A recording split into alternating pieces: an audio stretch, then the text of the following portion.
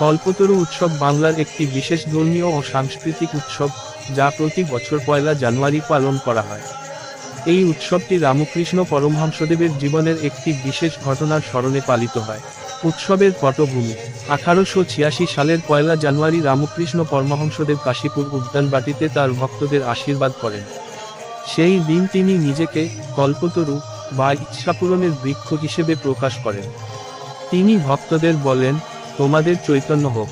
এই ঘটনার পর ভক্তরা বিশ্বাস করেন যে তিনি সেই দিন সকলের মনের ইচ্ছা পূরণ করেছেন। উৎসবের উদযাপন: কল্পতরু উৎসব মূলত রামকৃষ্ণ মঠ ও মিশনের কেন্দ্রগুলিতে এবং রামকৃষ্ণ ভক্তদের মধ্যে বিশেষভাবে পালিত হয়।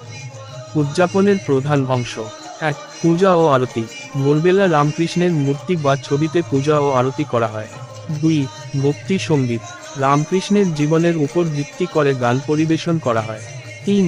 ধর্মীয় আলোচনা। রামকৃষ্ণের জীবন ও দর্শন নিয়ে আলোচনা করা হয়।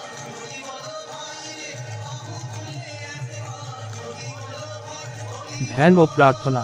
ভক্তরা রামকৃষ্ণের প্রতি শ্রদ্ধা জানিয়ে ধ্যান করেন। কোথায় পালিত হয়? কাশীপুর উদ্যানবাটি, কলকাতা।